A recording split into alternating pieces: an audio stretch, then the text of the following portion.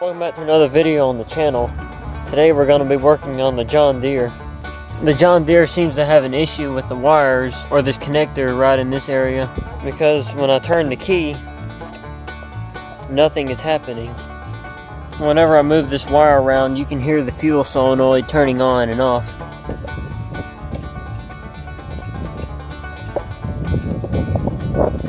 That's the fuel solenoid. Apparently that controls the starter, the lights, and the fuel solenoid.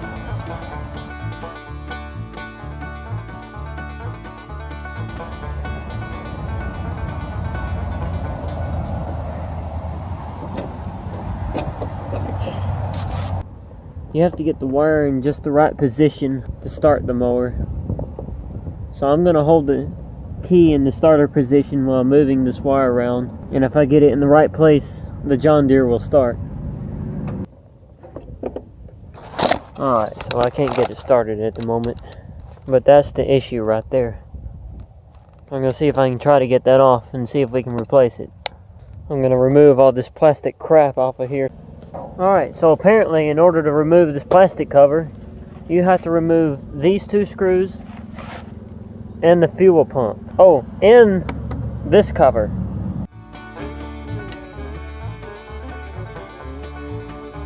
Alright, so after finally getting the carburetor off this thing, I can now reach the fuel solenoid wires and remove the ground. So guess what I finally got off the John Deere? This, whatever this is. It connects to this, the ignition coils, and the fuel shutoff solenoid. We are going to replace this to see if that will fix the issue. If that doesn't fix the issue, then I will remove this and replace it too. The reason I'm not going to order this one just yet is because I'll have to remove all this to remove that connector. And I don't know if that side is the issue or not. We're going to start with just this side of the connector. Alright guys, so it's the next day. I had to go in yesterday because it was getting late. So I was looking around for this part, and I can't seem to find the part number for it. I went to John Deere's website, I looked at the wiring diagrams and stuff. I'm not completely sure which one is the right connector for it. But while I am looking for that part, I'm gonna disassemble the carburetor and clean it out, because the John Deere was misfiring when I drove it over here. Look at this. Plastic on a carburetor. I can't stand plastic parts. Alright.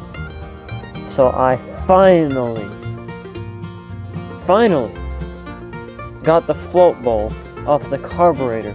I had a lot of trouble getting that off of there. And the reason I did was because these were so tight on there. As you can see here, I almost stripped it. The way I got it off was, I got a flathead and I got a hammer. I put the flathead on one side of the screw and I hammered against it, and that loosened it. I don't have an impact driver, so I couldn't use that to take it off. Let's see if I can get the rest of the carburetor apart. So I just had to do the same thing on this top part right here. Those bolts were also extremely hard to get off. I've done as much disassembling as I'm going to do on this thing. I'm not trying to do a rebuild or anything. I'm just getting it disassembled enough to where I can clean it. Carburetor is put back together, mostly. Still got to put the intake filter on there. The carburetor is mostly put back together now. Whenever I get the fuel shutoff solenoid wire through here and put the ground back on, I will then install the carburetor. Still got to find the part number to that wire first. Alright, so I couldn't find the wire, the replacement wire for the John Deere. So I went to a friend's house to see if he could find the replacement wire for it. But before we tried to replace it, he tested the wire and the continuity and all the wires. All the wires actually came back positive. They're all good. So what he wanted me to try was to put electrical tape around here. Make sure that all these connections are tight and secure inside there. So this wire is not the problem, or if it was, it's not the problem anymore. Alright, so I'm sorry if the audio is bad. All my good cameras have died. Can't charge them in time to get this finished. Anyway, I'm having to use a cable to pull this wire through here because it don't want to listen to me. He's gonna pull it real hard, get it through here.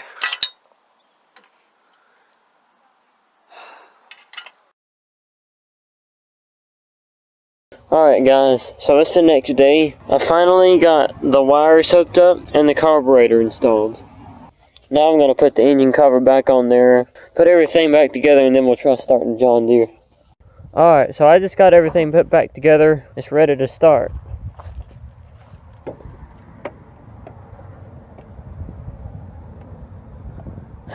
You gotta be kidding me. Okay guys, so I just found the real problem now. It was actually not this connector, it's the fuse. Watch when I move it.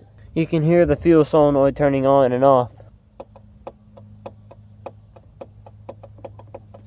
It's the fuse box right there.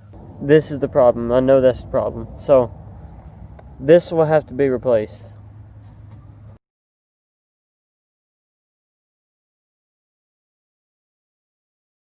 Alright, so I'm just going to go ahead and start the John Deere and then put it up for the day.